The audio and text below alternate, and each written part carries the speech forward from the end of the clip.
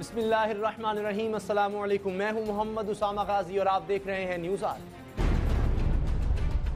पाकिस्तान में जारी खेल तमाशों का मकसद हुकूमत और जमहूरियत के खिलाफ शिकंजा धीरे धीरे कसना है।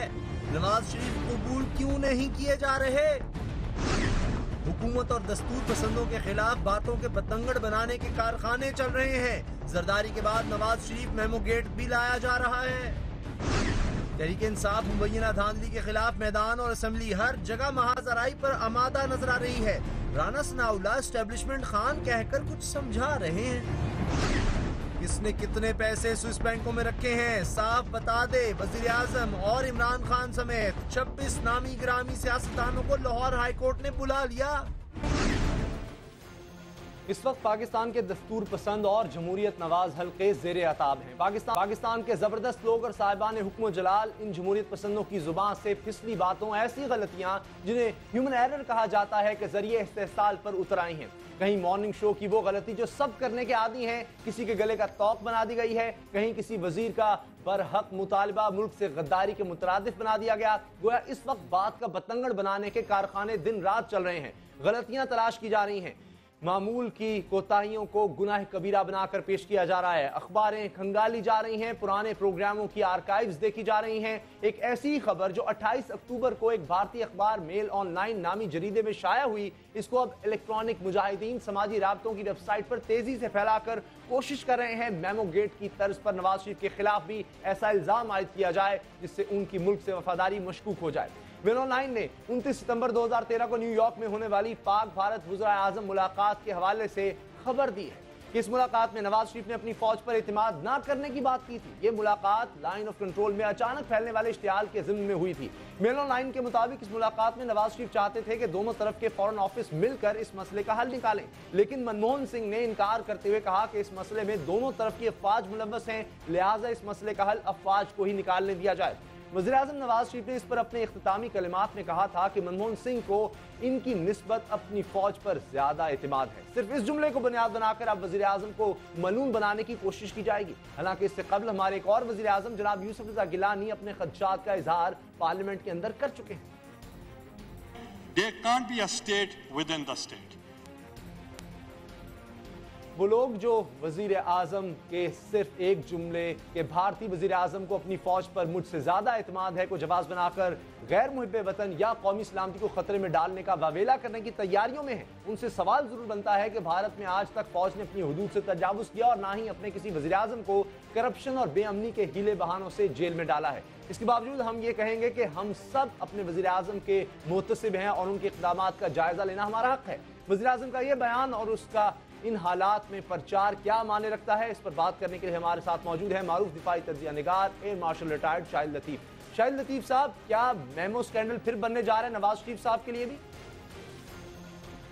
देखें, मेमो स्कैंडल की नौइयत मैं समझता हूँ कुछ इस तरह की थी कि वहाँ एक दूसरे मुल्क से कहा जा रहा था कि हमारी अफवाज जो हैं वो शायद हमारे कंट्रोल में नहीं हैं और हमारी मदद की जाए, और वो फिर जो मामला था वो इस हद तक तूल पकड़ गया कि सुप्रीम कोर्ट तक उसको ले जाना पड़ा और सुप्रीम कोर्ट से बाकायदा उसके ऊपर रूलिंग आई। कहा गया कि ये मामला सच है और उस वक्त जो आपके एम्बेसडर थे उनका नाम इसमें बाकायदा लिया गया जो हकानी साहब थे, और कहा गया कि इस तरह की अपनी फ़ौज के ख़िलाफ़ वाकई एक साजिश हुई है। मैं समझता हूँ ये हरगिज़ एक गलत कदम था। जो मामलात होते हैं इदारों के साथ वो हुकूमतें और अदारे आपस में मिल बैठ के तय किया करते हैं। बैरून मुल्क से इमदाद नहीं मांगी जाती। इससे आप मुल्क का ही नहीं अपना भी एतबार दूसरों पर ख़राब करते हैं और अपनी पोजीशन को कॉम्प्रोमाइज़ करते हैं, ख़ुद को एक कमज़ोर सरबराह के हैसियत से आप दुनिया के सामने पेश करते हैं और इसलिए फिर आपको ब्लैकमेल किया जा सकता है। जिस वाक़े का जिक्र आपने किया, मैं ये समझता हूँ कि इस मामले में भी अगर इस तरह की बात हुई थी कि जी अफवाज को ही आपस में बिठाकर ये बात तय करवाई जाए। एक तो आपको मालूम होगा कि LOC के ऊपर जो भी इश्ताल अंगेज़ी हुई, हमारा आज तक भी उसके ऊपर नुक्ता नज़र ये है कि वो इंडिया की तरफ से एग्रेशन थी, यानी 4-5 किलोमीटर इंडिया के अंदर जाके इस तरह की इश्ताल अंगेज़ी करना, और फिर जब हमने कहा कि इसकी आप तफ्तीश करवाएं, इसकी इंक्वायरी करवाएं, किसी न्यूट्रल एजेंसी से करवा लें, आप खुद कर लें, हमें साथ शामिल कर लें, तो उन्होंने इन सब चीज़ों से इनकार कर दिया। और फिर हमने ये भी देखा कि उसकी आड़ में जैसे उनके एयर चीफ, फिर आर्मी चीफ और उसी के पीछे उनके प्राइम मिनिस्टर साहब भी मीडिया में आए और उन्होंने पाकिस्तान को बड़ी धमकियां दी और सबक सिखाने की बात की। मैं ये समझता हूँ कि सरबराहे मुमलिकत और एक जो रियासत का सरबराह होता है जिसके नीचे सब अदारे काम करते हैं और उसके ताबे होते हैं, उनको एक कॉन्फिडेंस से इस तरह की बात करनी चाहिए कि अगर LOC का मसला है या कोई और मसाइल हैं तो उसमें फॉरेन ऑफिस और प्राइम मिनिस्टर की तयशुदा टीम बाकायदा मजाज है इस चीज़ की कि बैठकर मामलात को तय करे। और अगर दूसरी साइड से कोई ऐसी बात की गई थी तो आप समझते हैं दुरुस्त कहा है, मुकम्मल तौर पर वो कंट्रोल में नहीं है? नहीं, मुकम्मल तौर पे कंट्रोल अगर आप खुद इस तरह की बात कर रहे हैं तो फिर तो आप दूसरे को शह दे रहे हैं, वो इस चीज़ को एक्सप्लॉइट करेंगे और दुनिया के सामने वो ये बात करेंगे। तो जैसे मेमो गेट में हुआ कि आप खुद अगर कह रहे हैं कि जी फौज जो है हमारे कंट्रोल में नहीं है, तो आप अपनी कमजोरी खुद जाहिर कर रहे हैं, आप अपने कद में इजाफा नहीं कर रहे। मैं समझता हूँ ये गलत अप्रोच है। अगर इस तरह की बात कोई हुई है और उसके अंदर आप अगर इस तरह कह रहे हैं कि जी आपको ज़्यादा एतबार है, हमें कम एतबार है, तो आप अपना एतमाद जो है गैर एतमादी का इजहार कैसे कर रहे हैं? मैं नहीं समझता कि एक सही अप्रोच है और ऐसी बात हरगिज़ नहीं होनी चाहिए थी और ना होनी चाहिए। इदारों के मामलात मुल्क के अंदर और जो सरबराह मुमलिकत हैं, जो चीफ एग्जीक्यूटिव हैं सब इदारों के, पूरी रियासत के, ये उनका मुकम्मल कंट्रोल होना चाहिए। और अगर ऐसा नहीं हो रहा तो अंदर बैठकर इस चीज़ को आपको जो है स्क्रूटनाइज करना चाहिए, एनालिसिस करना चाहिए कि क्या वजह है। जैसे अभी हाल में आपने देखा, अगर इदारों के ऊपर आप हमले कर देंगे, बुछाड़ हो जाएगी, एक ग्रुप जो है उसके ज़रिए अपनी अफवाज ही को आप नीचा दिखाने की कोशिश में मसरूफ़ हो जाएंगे और हुकूमत वक्त क्लियर बात नहीं करेगी कि वो किस साइड पर खड़ी है, तो मैं समझता हूँ फिर उसमें मसाइल तो आएंगे। तो क्या इन वजूहात की बिना पर फिर आप अदम एतमादी का इजहार करते हैं? कारगिल हुआ, नवाज शरीफ साहब को उसका कुछ पता नहीं था, फिर हमारे यहाँ जो मार्शल लॉ लगते रहे, ये वजह है जिस वजह से मियां नवाज शरीफ ने कहा होगा कि मैं एतमाद नहीं कर सकता? नहीं, देखें, कारगिल हुआ तो उसकी बाकायदा इंक्वायरी रिक्वायर्ड है। जो एक्शन ली गई, क्या वही एक्शन एक जो है वो आपके दायरे कार में थी, उसकी इंक्वायरी होती, उसको बाकायदा जो कारगिल हुआ उसके जो जिम्मेदार हैं उनको बाकायदा मुर्दे इल्ज़ाम ठहराना चाहिए, उसमें कोई दो राय नहीं है। मगर जो आपके सरबराह हैं उनका मुकम्मल कंट्रोल होना चाहिए कि कारगिल क्यों हुआ, उसकी बाकायदा इंक्वायरी। इससे पहले इस मुल्क में क्या कुछ नहीं हुआ, उनकी इंक्वायरीज कहाँ हैं? आपके प्राइम मिनिस्टर साहब जो हैं बहुत सारे, उनको जो है जान से मार दिया गया, उसकी इंक्वायरीज आज तक गायब हैं। तो क्यों ये कल्चर नहीं है? बजाय ये कहने के कि चूंकि ये वाकयात हुए हैं लिहाजा हमारा कंट्रोल नहीं है, मैं नहीं समझता कि ये दुरुस्त आर्गूमेंट है। इस कंट्रोल को अपने हाथ में रखने के लिए, क्योंकि आप सरबराह हैं रियासत के, उसके लिए क्या इक़दाम करने चाहिए? हुकूमत वक्त को वो इक़दाम करने चाहिए। ये नहीं कहना चाहिए कि चूंकि हमारा कंट्रोल नहीं है लिहाजा बाहर से आके हमारी को मदद करें। बुनियाद बनाकर नवाज शरीफ साहब पर दबाव बढ़ाया जा सकता है मुख्तलिफ हल्कों की जानिब से, क्या होगा? नहीं, मैं नहीं समझता कि इस तरह की बात होगी। अगर इस तरह का बयान आया है, ये कोई बहुत अक्लमंदाना बयान नहीं है। मैं इस बयान की हरगिज़ तायद नहीं करता और मैं कहता हूँ कि इस बयान से आपकी ताकत में इजाफा नहीं हुआ, रियासत के तौर पे, एक लीडर की तौर पे उसमें कमजोरी नजर आई है। और शायद यही वजह है कि जब आप खुद अपने इदारों पर अदम एतमाद का इजहार करेंगे तो दूसरे लोग इससे फायदा उठाएंगे। सही है, बहुत शुक्रिया जी। मैं लतीफ साहब, air marshal retired, memo case से वो इसे मुख्तलिफ समझते हैं, लेकिन कहते हैं कि नवाज शरीफ साहब को ऐसी बात नहीं करनी चाहिए थी। पहले ही नवाज शरीफ साहब दबाव में हैं, क्या इस बात को लेकर एक पुराने इंटरव्यू या एक मुलाकात को लेकर मजीद दबाव बढ़ाया जाएगा? इसी वाले से भी बात करेंगे। और जो घेरा तंग हो रहा है हुकूमत के गिर्द, क्यों हो रहा है, नवाज शरीफ साहब गलती कहाँ कर रहे हैं, इस पर बात होगी इस ब्रेक के बाद।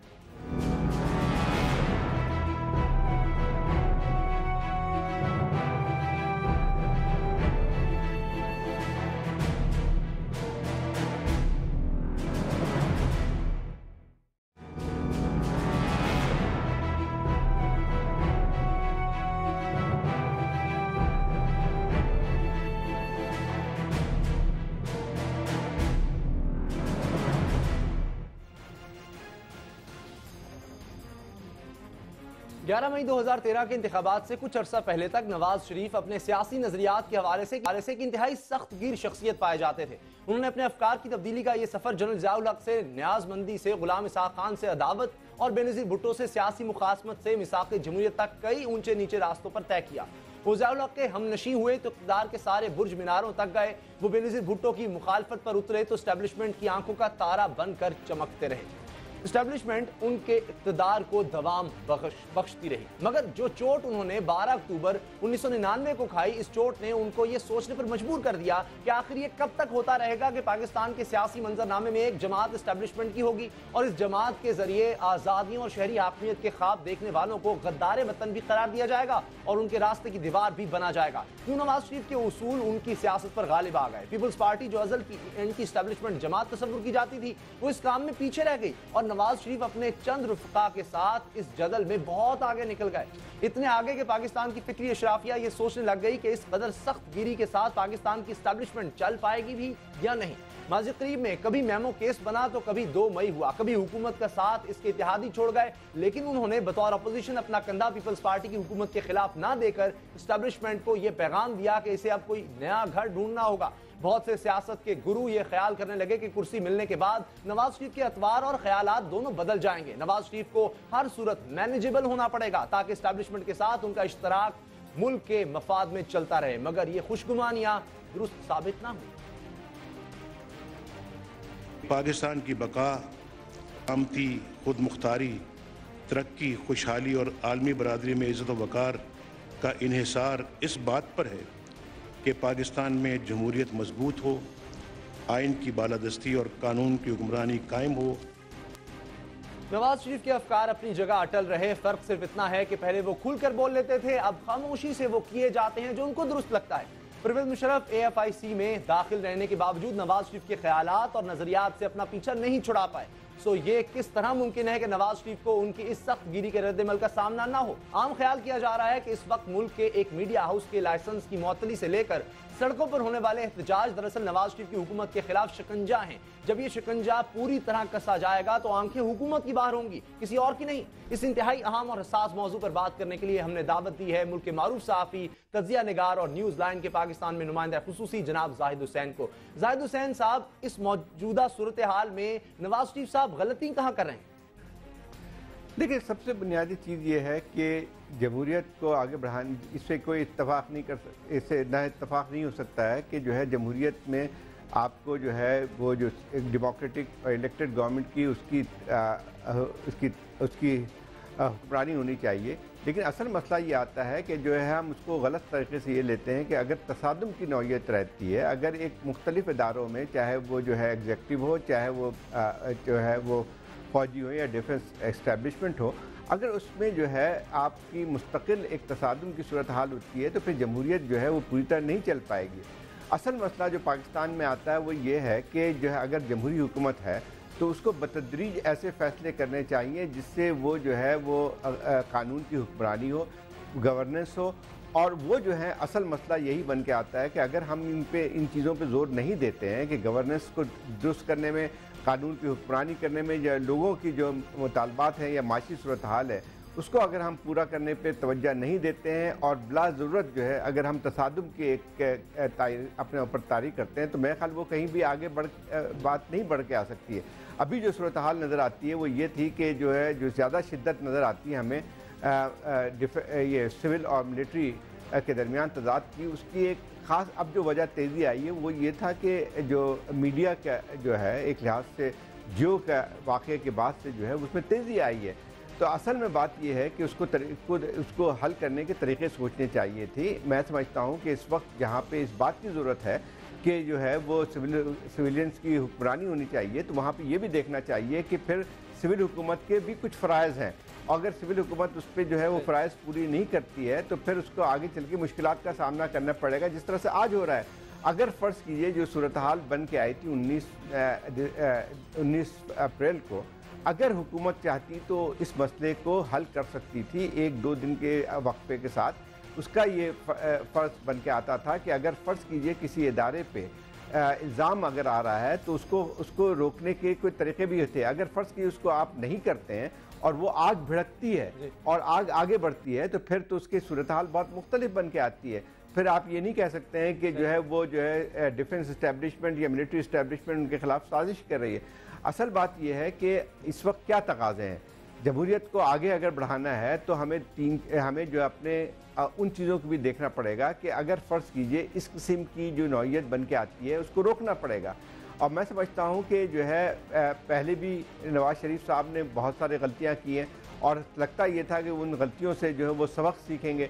मैं ये नहीं कहता हूँ कि जो है उसमें दूसरे लोगों का कसूर नहीं था या मिलिट्री इस्टेब्लिशमेंट का कसूर नहीं था, मैं ये नहीं कहता हूँ। लेकिन बात ये है कि आपको कोई स्टेट्समैनशिप भी दिखानी पड़ती है, आपको जो है ये दिखाना पड़ता है कि आप जो है यानी हुक्मरानी के जो है तकाजे हैं उसको पूरा करते हैं।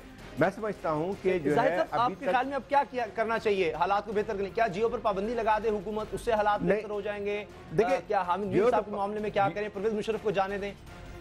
देखिए सबसे बुनियादी चीज़ है कि यहाँ तक सूरत हाल को आने नहीं देना चाहिए था कि जहाँ पे ये बात हो कि पाबंदी लगे या नहीं लगे।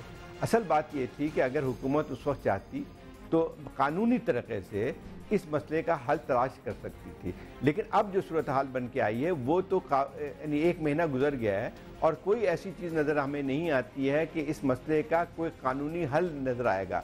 पैमरा की जो है मीटिंग होती है, उसमें जो है आधे लोग जो है एक तरफ होते हैं, दूसरी तरफ जो है कोई मीटिंग में नहीं आता है।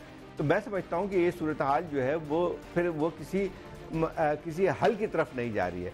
मैं समझता हूँ कि ये कदम उनको फौरी तौर पर उठाना चाहिए था हुकूमत को। मैं ये नहीं कहता हूँ कि किसी पर पाबंदी लगनी चाहिए, लेकिन किसी भी इदारे को इस बात की इजाज़त नहीं दी जा सकती है कि वो जो है उस आज़ादी का और क्या गलत इस्तेमाल करें। मैं समझता हूँ कि उसको रोकना चाहिए। अब सूरत हाल ऐसी बन के आई है कि ये किसी के काबू में नहीं है। ये जो इस वक्त मीडिया की जंग हो रही है वो तो इतनी सूरत हाल उसकी ख़राब हो गई है, इतनी मैं समझता हूँ कि इससे बदतर दौर पाकिस्तान की सहाफ़त में नहीं आया था कि अब जो है मजहबी जज्बात को उभारा जा रहा है एक दूसरे की इस लड़ाई में। और उसके साथ साथ जो है अब देखा जाए तो हर टेलीविज़न में जो है वो यानी जो भी मेरे ख्याल जो हुदूद जो इतनी भी रेड लाइन्स हैं वो सब क्रॉस कर गई हैं। और अगर अब अभी मैं समझता हूँ कि आज इलेक्ट्रॉनिक मीडिया ने अपनी आज़ादी खो चुका है। अब मसला ये आता है कि पाबंदी लगती है जियो पे या नहीं लगती है, वो मसला जो है दूसरा बन के आता है। असल चीज़ ये आती है कि जो सूरत हाल इस वक्त मीडिया की है उसमें तो ऐसा मालूम होता है कि किसी के काबू में चीज़ें नहीं रहेगी, चीज़ें काबू में नहीं रहेंगी। सही, बहुत शुक्रिया जाहिद हुसैन साहब। तजियाकार बज़ाहिर लग रहा है अब चीज़ें काबू में नहीं हैं। नवाज शरीफ साहब को बहुत एहतियात से चलना होगा। जमहूरियत अभी इतनी मजबूत नहीं हुई, ध्यान से चलें तभी बेहतरी आ सकती है, वरना हालात बिगड़ते चले जा रहे हैं। न्यूज़ आवर में मिलेंगे ब्रेक के बाद। तहरीक इंसाफ मुबैना धांधली के खिलाफ मैदान और असम्बली हर जगह महाजराई पर आमादा नजर आ रही है। राना सनाउल्लाह एस्टेब्लिशमेंट खान कहकर कुछ समझा रहे हैं।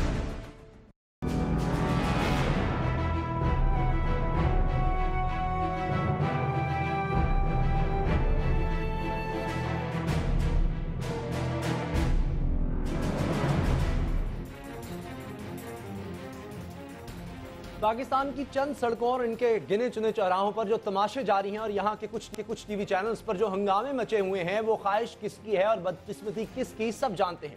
हिर्स ऑफ हर्स के ये पुतली तमाशे कुछ हुब्बुल वतनी के नाम पर हैं, कुछ नाम निहाद सहाफ़ती उसूलों के उन्वान से हैं।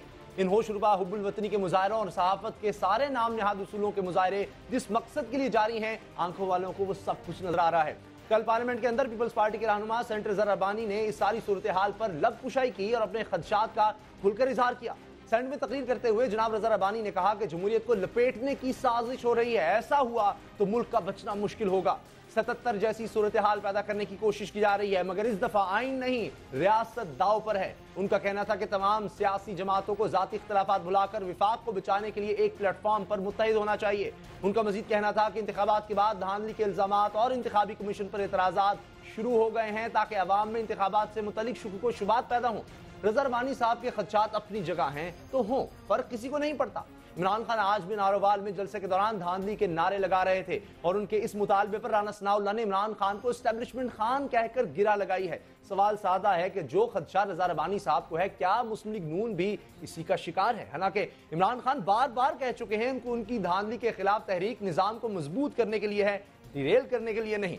इस पर बात करते हैं मुस्लिम लीग नून के रहनुमा और पंजाब के वज़ीर कानून जनाब राना सनाउल्लाह से। राना सनाउल्लाह साहब, आज नारोवाल जलसे में इमरान खान ने कहा कि 68 लाख 5 साल पहले वोट मिले मुस्लिम लीग नून को, अब 1.5 करोड़ किस तरह मिल गए, क्या माजरा है ये? नहीं देखिए गाजी साहब, अगर इस बात को लिया जाए तो फिर इन्होंने खैबर पख्तूनख्वा में क्या किया था जो इनको वहाँ पे जो है वो इतने वोट मिल गए और हुकूमत मिल गई। पंजाब में तो PMLN की हुकूमत थी और पंजाब ने 5 साल पंजाब में PMLN ने जो है वो खिदमत की थी लोगों की। देखिए मामला ये है कि इलेक्शन हो गए और इलेक्शन का रिज़ल्ट जो था वो आ गया। मैं रिसेंट आपको मिसाल दूंगा कि इंडिया में जो इलेक्शन का रिज़ल्ट आया है, बाज़ाब्ता रिज़ल्ट आने से तकरीबन 2 हफ्ते पहले से मीडिया जो अंदाज़े, जो एनालिसिस, जो तज़िये पेश कर रहा था, रिज़ल्ट उसके मुताबिक आया। आप पाकिस्तान में जो 11 मई 2013 को इलेक्शन हुआ है, उससे पहले 1 मई से 10 मई तक के तमाम एनालिसिस, तमाम तज़िये, तमाम रिपोर्टर्स की रिपोर्टें जो उन्होंने एक एक हलके में जाके फ़ाइल किए हैं, उनको उठा के देख लें। अगर जो रिज़ल्ट 11 मई के वोटिंग के बाद आया, अगर वो उस रिज़ल्ट से वो एनालिसिस मुख्तलिफ हो तो फिर बात है। तमाम एनालिसिस में ये बात कही गई कि PMLN पंजाब से क्लीन स्वीप करने जा रही है। सब ने कहा कि खैबर पख्तूनख्वा में जो है वो PTI जो है वो जीत रही है, बलूचिस्तान मिक्स है, अंदरून सिंध जो है वो पीपल्स पार्टी को बर्तरी हासिल है, कराची में 2-3 सीटों पे PTI और बाकी पे MQM को जो है वो बर्तरी हासिल है। तो वही जो है वो रिज़ल्ट आया है।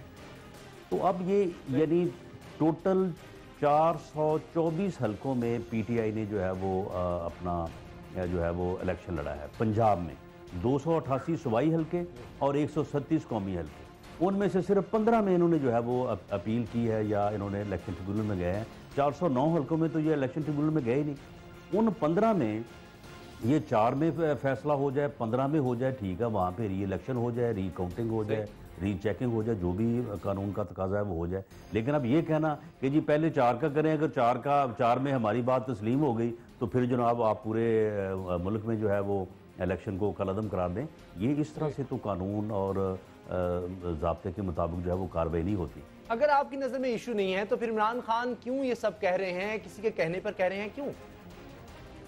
तो ये जो है ये सिर्फ और सिर्फ यानी PTI जो है वो इस वक्त उन कुव्वतों का जो है वो यानी जो आलाकार बनी हुई है और इसने उन कुव्वतों का जो है वो एक किरदार अपनाया है। जो कुव्वतें पिछले 65 सालों से इस मुल्क में जब भी कोई तरक्की की बात हुई है, जब भी मुल्क ये टेक ऑफ करने के लिए तैयार हुआ है, यहाँ पे जो है वो यानी अवामी फलाह का और तरक्की का अमल शुरू है, इस मुल्क में सियासी अदम इस्तेहकाम पैदा किया गया। आज फिर पाकिस्तान जब दहशत गर्दी के ख़िलाफ़ जो है वो यानी कौमी कंसेंसस से मुज़ाकरात हो रहे हैं, ऑपरेशन की बात भी हो रही है, जब अंधेरों को दूर करने के लिए 19 प्रोजेक्ट्स की मनसूबाबंदी हो चुकी है, इफ्तिताह हो रहे हैं, पूरे इकनॉमिक इंडिकेटर्स जो हैं वो आपके जो है वो मुस्बत हो रहे हैं, पूरे दुनिया के फाइनेंशियल इंस्टीट्यूशंस आपके ऊपर एतमाद कर रहे हैं और अब हर किसी को लग रहा है, एक छोटे से छोटे बिजनेसमैन को भी ये नज़र आ रहा है कि पाकिस्तान में हालात जो हैं वो बेहतर होने जा रहे हैं। तो उस वक्त एक मखसूस एजेंडे के तहत पाकिस्तान में सियासी अदम इस्तेहकाम पैदा करने की जो है वो कोशिश की जा रही हैं और उसमें PTI जो है ये उनका जो है वो हारावल दस्ता बनी हुई है। सेंटर नज़र रब्बानी पीपल्स पार्टी के हैं, आपके मुखालिफ हैं, वो कहते हैं 77 जैसी सूरत हाल पैदा करने की कोशिश की जा रही है और जमहूरियत को लपेटने की साजिश हो रही है। आप भी ऐसा खतरा महसूस करें? देखें, इस किस्म के जब हालात पैदा किए जाते हैं, अब यानी एक मीडिया की जो है वो एक लड़ाई चल रही है। उसी लड़ाई में पहले वो किसी और तरह से जो है वो लड़ाई लड़ी जा रही थी और उसमें ये देखा आपने कि फिर एक मजहबी जो है वो पहलू आया। मज़हब के ऊपर हमारी कौम जो है वो बड़ी हसास है और बिल्कुल दुरुस्त है कि हमारी जो अहले बैत की जो इज़्ज़त है, जो उनका एहतराम है या जो यानी नामूस रिसालत है, उसके लिए पूरी कौम जो है वो कोई चीज़ बर्दाश्त करने को तैयार नहीं होती और इश्तिआल आ जाता है। अब उस लड़ाई में उन एहसासात को भी इन्वॉल्व करने की कोशिश की जा रही है। यानी इस हद तक जब नाआक़बत अंदेशी होगी और इस किस्म के मामलात को जो है वो आगे बढ़ाते वक्त ये तक नहीं सोचा जाएगा कि अगर ये कौम जो है ये मजहबी जज्बात और इश्तिआल में आ गई तो उसकी फिर क्या तबाही होगी। तो उससे फिर अगर इस किस्म की अनारकी फैलती है मुल्क में तो उस अनारकी के नतीजे में तो फिर गाजी साहब कुछ भी हो सकता है, उसमें जमहूरियत भी जा सकती है, उसमें नाउज़ बिल्ला मैं समझता हूँ कि ये बात कहनी नहीं चाहिए, मुल्क का भी नुकसान हो सकता है, उसमें तो फिर कुछ भी हो सकता है। तो फिर मुल्क को दाव पर लगाने की बजाय आप एक कदम उठाएं, ये जो हल्के हैं 4 हल्के चले पीटीआई कह रही है, वहां पर उनके मुताबिक इस तरह वो दोबारा गिनती करवाना चाहते हैं, उनकी बात मान लें ताकि हालात कुछ बेहतर की तरफ तो जाना शुरू हो। जी नहीं, बिल्कुल बिल्कुल, इसमें तो ना मानने वाली कोई बात ही नहीं है। बात ये है कि वो ये नहीं कह रहे, वो 2 बातें कह रहे हैं। एक तो वो ये कह रहे हैं कि 4 हलकों में आप थंब वेरिफिकेशन करें, और गाजी साहब थंब वगैरह वेरिफिकेशन नहीं हो सकती। उसकी वजह यह है कि वो इंक जो थी वो नाक़िस थी। उसकी वजह यह है कि वोटर का पेपर जिसके ऊपर वो थंब इम्प्रेशन लगे हैं वो पेपर नहीं था जिससे थंब इम्प्रेशन जो है वो आइडेंटिफाई हो सके, और फिर थंब इम्प्रेशन को आइडेंटिफाई करने के लिए एक ख़ास अंदाज से लगाना पड़ता है। अब एक 200 बंदे की लाइन लगी हुई है और एक आदमी अंगूठा पकड़ के ठक ठक लगा रहा है, वो बाद में आइडेंटिफाई नहीं होंगे। तो एक तो ये है कि वो आइडेंटिफिकेशन चाहते हैं जो कि हो नहीं सकती, इसके ऊपर इलेक्शन कमीशन और नादरा की बाकायदा ओपिनियन है। दूसरा ये है कि वो ये कहते हैं कि 4 में अगर थंब इम्प्रेशन आइडेंटिफाई नहीं हुए तो इसका मतलब ये है कि जिस वोट का थंब आइडेंटिफाई नहीं हुआ वो 2 वोट यानी थंब लगाने वाले का या लगने का कसूर नहीं है, वो वोट ही जाली है। एक तो वो थंब इम्प्रेशन की नॉन वेरिफिकेशन को जाली वोट से ताबीर करते हैं, और दूसरा ये कहते हैं कि अगर इन 4 हलकों में जो है वो थंब इम्प्रेशन वेरीफाई नहीं होते तो इनका इलेक्शन जो है वो जाली होगा, और फिर आगे ये कि फिर पूरे मुल्क का इलेक्शन जो है वो जाली होगा। और फिर वो कहते हैं कि जी फिर यहाँ पे जो है वो मिड टर्म इलेक्शन होने चाहिए या फिर इलेक्शन होने चाहिए। वो ये बात अगर करें सिर्फ 4 हलकों की तो इसको तो मानने में कोई हर्ज ही नहीं है, लेकिन वो इस 4 हलकों से बाद फिर आगे जो पूरे मुल्क का तकरीबन कोई 950 के करीब हल्का है उसके ऊपर जो है उसको ले जाना चाहते हैं। शेख रशीद साहब मार्शल लॉ की तरफ इशारे दे चुके हैं, तारुल कादरी साहब भी इस तरह की बात करते हैं कि अवामी कू होगा। इमरान खान कहते हैं कि उनकी एहतजाजी तहरीक मार्शल लॉ के लिए नहीं है। आपको भी ऐसा लगता है कि अगर मार्शल लॉ खुदा न खास्ता लगा तो कभी भी इमरान खान उसका साथ नहीं देंगे? देखें, इसमें गाइस साहब बात यह है कि एक ऐसी बात जिसका जवाब न बनता हो वो नहीं कहनी चाहिए, और उसका कहना जो है फिर दूसरी तरफ जो है वो उसको जो है वो एक एम्बेरसमेंट के तरीके से देखा जाता है। अब अफवाज पाकिस्तान जो है वो शौरी तौर पे इंस्टीट्यूशनलाइज तौर पे ये फ़ैसला कर चुकी हैं कि वो इस मुल्क के आइन और इस मुल्क में जमहूरियत के ऊपर जो है वो यकीन रखती हैं। इसका इजहार जो है वो हमारे फॉर्मर जो चीफ़ ऑफ आर्मी स्टाफ थे अशफाक कियानी साहब, उन्होंने भी किया, और उसके बाद जो मौजूदा चीफ़ ऑफ आर्मी स्टाफ है उन्होंने यौम शुहदा के ऊपर जो तकरीर की है वो इंस्टीट्यूशन की स्पीच थी, उसमें भी उन्होंने इजहार किया। अब इसके बावजूद अगर हम ये बात करें कि जी ऐसे होगा तो ऐसे होगा, तो फिर मैं समझता हूँ कि थोड़ा वो बात जो है वो दुरुस्त नहीं रहती। लेकिन इस बात के इंडिकेटर्स मौजूद हैं कि किसी भी एडवेंचरिज्म को या गैर जमहूरी जो है वो मुहिम जुई को अब इस मुल्क में पजीराई के कोई चांसेस नहीं है। इस मुल्क में अदलिया आज़ाद है, इस मुल्क में मीडिया आज़ाद है, मुतहर्रक है, और इस मुल्क में सिविल सोसाइटी भी अब उतनी ताकतवर हो चुकी है कि अब अगर एक हुकूमत जो है वो अगर सही काम नहीं करती तो उसको तो दुरुस्त किया जा सकता है, लेकिन ये मुमकिन नहीं है कि पूरे निज़ाम को जो है वो लपेट दिया जाए। अगर ये बातें दुरुस्त हैं तो फिर आपने इमरान खान साहब को इस्टेब्लिशमेंट खान क्यों कहा? देखें, इस्टेब्लिशमेंट खान तो वो हैं, वो तालिबान खान भी थे और अब इस्टेब्लिशमेंट खान हैं, और अब इस वक्त जो कुव्वतें उनके लिए काम कर रही हैं उनके साथ काम कर रहे हैं। आप आएँ फैसलाबाद में, हम आपको दिखाएं कि वहाँ पे किस तरह से एक कलदम तंजीम जो है वो उनके लिए मारे फिर रही है कि उनका जलसा किस तरह से कामयाब करवाना है। फ़िरका बनाना बुनियादों के ऊपर जो है वो काम करने वाली जमातें जो हैं उनके साथ जो है वो इनकी इस वक्त बड़ी जो है वो गाड़ी छन रही है।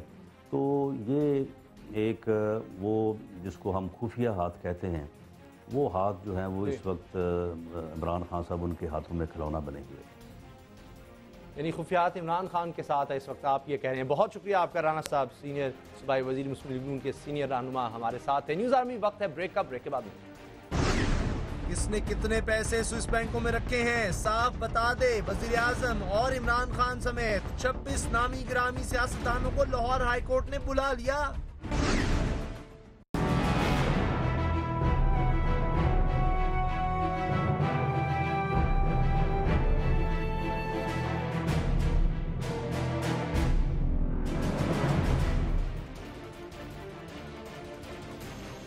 खबर है कि लाहौर हाईकोर्ट ने वज़ीर-ए-आज़म नवाज शरीफ, साबिक सदर आसिफ अली जरदारी और तहरीक इंसाफ के सरबराह इमरान खान और काफ लीग के सरबराह चौधरी शुजात हुसैन समेत 26 सियासतदानों को बैरून मुल्क असासों की पाकिस्तान मुंतकिली के केस के सिलसिले में नोटिस जारी किए हैं। अदालत ने यह हुक्म बैरिस्टर जावेद इकबाल जाफरी की दरखास्त की समाअत करते हुए दिए हैं। यह दरखास्त 1996 से ज़ेर समाअत है। दरखास्त गुजार बैरिस्टर इकबाल जाफरी ने मौक़िफ़ इख्तियार किया था कि मुल्क में कर्जों का बोझ बढ़ रहा है और पाकिस्तानी सियासतदानों ने अपने लगभग 200 अरब डॉलर के असासे बैरून मुल्क मुंतकिल कर रखे हैं। उनका कहना था कि अगर इन असासों को मुल्क में वापस लाया जाए तो बहुत से माशी मसाइल हल हो सकते हैं। दौरान समाअत अदालत को बताया गया कि बहुत से सियासतदानों ने बैरूनी असासों के केस के हवाले से अदालत में हाजिर होने के नोटिस मौसूल नहीं किए, जिस पर लाहौर हाईकोर्ट के जस्टिस खालिद महमूद खान ने नोटिस वसूल न करने वाले सियासतदानों के नाम अखबारात में मुश्तहर करके उन्हें 16 जून को अदालत में हाजिर होने का हुक्म दिया है। सवाल सादर मुख्तसर है कि क्या सियासी रहनुमाओं की बाकी दौलत बाहर पड़ी हुई है, और अगर बाकी पड़ी हुई है तो फिर इसे लाहौर हाईकोर्ट के हुक्म के जरिए सियासतदान वापस ले आएंगे। इस पर बात करने के लिए हमारे साथ मौजूद हैं सीनियर सहाफ़ी और तज्ज़िया निगार जनाब आरिफ हमीद। आरिफ हमीद साहब, नवाज शरीफ का, आसिफ अली जरदारी का नाम तो हम बड़े अरसे से सुन रहे हैं, लेकिन यहाँ तो चौधरी शुजात हुसैन और इमरान खान का नाम भी लिया जा रहा है। बिस्मिल्लाहिर्रहमानिर्रहीम। देखें उसामा, मेरी पूरी लाइफ में ये पहला एक अच्छा केस आया। हमारे अदारों की बदकिस्मती है, इनके क्रेडिट में कोई इतनी अच्छी बात नहीं कि इनकी तारीफ की जाए। आपने जैसे खुद ही फरमाया 96 से ये केस है, तो आपने फरमाया कि कुछ लोगों ने नोटिस भी रिसीव किए। मुझे वो बाबर अवान का आ रहा है नोटिस मिले कुछ ना हिलिया। अगर ये फैसला इम्प्लीमेंट हो जाए, जो कि नामुमकिन है, क्योंकि ये जितने लोगों के पास पैसे हैं ये सब अरबों खरबों डॉलरों के मालिक हैं, और पाकिस्तान से लूटा हुआ मालिक गैर कानूनी तरीके से हुंडी के जरिए बैरून ममालिक ले गए। देखना तो ये है आज़ाद अदलिया, जिसको हम आज़ाद अदलिया कहते हैं, क्या इन लोगों से पाकिस्तान में पैसा वापस लाएंगे? अगर ये पैसा आ जाए तो आज पेट्रोल 50 रुपये लीटर हो जाएगा, आटा 20 रुपये किलो हो जाएगा, और पाकिस्तान की किस्मत संवर जाएगी। ना सिर्फ कि पाकिस्तान कर्जा लेने से बर्बाद आ जाएगा, बल्कि दूसरे ममालिक को कर्जा देने के काबिल हो जाएगा। देखिए, अगर ये लोग अपने पैसा ले आते, अपना सरमाया इधर आके इन्वेस्ट करें, उसका प्रॉफिट हो वो भी इन्हीं के पास जाना है, लेकिन इधर के लोगों को रोजगार मिलेगा। ये अच्छे पाकिस्तान के मुहिब्बे वतन है, ये गरीब दोस्त अजीब हुक्मरान है हमारे, ये अजीब सियासतदान है जो अवाम का दर्द रखते हैं, लेकिन पैसा और प्रॉफिट अपना बैरून ममालिक रखते हैं। इनको खुदा का खौफ ही नहीं है। लेकिन अल्लाह करे कि जज साहब इसमें कर ले, कहीं ये ना हो जैसे खदीबिया पेपर मिल और आसिफ जरदारी साहब के नए के केस पेंडिंग पड़े हैं, यही और आने वाली नस्लों तक इस केस की सुनवाई ना हो। लेकिन 200 अरब डॉलर है, कुछ थोड़ी रकम नहीं है, लेकिन इसका सबूत भी तो कोई नहीं कि ये सब करप्शन का पैसा है। इसका सबूत कहाँ है? देखिए, पाकिस्तान का टोटल बजट है 37 या 38 अरब रुपया जो आ रहा है। करप्शन पाकिस्तान में, मैंने आपको गुजारिश पहले भी की, करप्शन और झूठ रॉकेट साइंस से ज्यादा तरक्की कर गया है। इन्होंने प्यार से नहीं बताना कि आए भाई, आए तशरीफ रखें, सुना है आपने 25 अरब रुपए अरब बाहर ले गए हैं। इनको 2 सिपाही चाहिए, 11 फुट के उनके हाथ में डंडे हो, मच्छरों वाली कुर्सी पे बैठे हो, कुर्सी भी हिलती रही है, आराम से ना बैठे।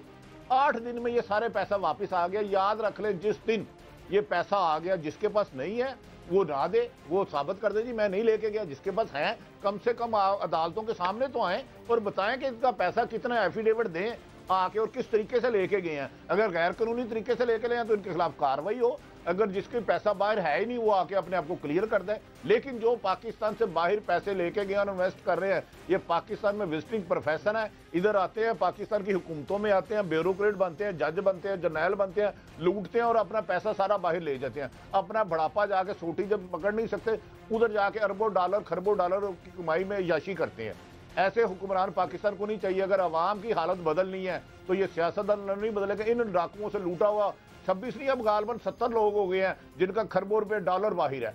तो भाई 10 नस्लें तक हमारी ना, याद रख लें, हमें रोजगार मिल जाएगा, हमें सेहत और तालीम की सहूलतें मिल जाएगी अगर इनसे आप अपना पैसा वापस ले और इधर भी अपना ही वो कारोबार करे, अवाम को ना दे, लेकिन इन्वेस्ट इधर करे, लोगों को रोजगार मिलेगा। लेकिन बदकिस्मती है, मैं नहीं समझता इस अदलिया से ये काम हो पाएगा। 66 साल पाकिस्तान को लगभग हो गए बने हुए, यही केस तकरीबन 18-20 साल से ये केस चल रहा है, आज तक तो हो नहीं सका। तो फिर क्या फायदा है? जो एक दफा बाहर दौलत चली गई वो चली गई, हमने नहीं आज तक वापस आते देखी। मैं भी उसामा यही कह रहा हूँ, ना नो मन तेल होगी ना राधा नाचेगी। ये इस अदलिया के पास इतनी ताकत नहीं है। क्या वो मियाँ नवाज शरीफ और आसिफ जरदारी साहब से पैसे निकलवा सकते हैं? यही मोहतरम मियाँ मोहम्मद नवाज शरीफ है जो 5 साल लाभ लागते रहे कि जरदारी लूट के खा गए, स्विस बैंक के अरबों रुपया ले गया। 1 साल और कुछ एक महीना तकरीबन होने को है, एक पैनी वापस आई है। पाकिस्तान में लूट मार करने वालों में जितना अलाइंस है ना, उतना किसी में दोस्ती नहीं है। ये पैसा कोई वापस नहीं आएगा क्योंकि जितने जितने बड़े नाम है इमरान खान बड़ी तनकीद करते हैं कि बाहर इनकी दौलत है, जरदारी साहब की भी, नवाज शरीफ की, लेकिन उनका भी नाम इसमें लिया जा रहा है, चौधरी शुजात हुसैन का भी लिया जा रहा है। तो क्या सारे जितने बड़े हैं इन सबकी दौलत बाहर पड़ी है फिर? देखिए उसामा, जितने भी हैं, इमरान हाँ कोई मुल्कुल मौत का रिश्तेदार थोड़ा दूर से नहाए हुए थोड़ा, वो भी अदालत में आए। अगर पैसे हैं तो वो भी वापस लाएं। नवाज शरीफ है तो वो भी लाएं। वो तो सुना था कल परसों मैं किसी टीवी पे देख रहा था, लंदन के दूसरे बड़े इन्वेस्टर हैं, गरीब दोस्त मुल्क के सरबरा, इमरान हो या चौधरी शुजात साहब हो, ए हो या बी हो, कोई भी हो, बिला तफरीक इस मुल्क में जिसके भी पैसे बाहर हैं, जैसे भी हैं, पाकिस्तान आकर इन्वेस्ट करे। देखते हैं कि अदालत का ये हुक्म कहां तक माना जाता है। बहुत बहुत शुक्रिया आरिफ हमीद साहब, ज़ियाकार हमारे साथ है। प्रोग्राम देखने का बहुत बहुत शुक्रिया। दुआ में याद रखिएगा। अल्लाह ताला आपको नफरतों और औलाद के गम से महफूज रखे। अल्लाह हाफ़िज़।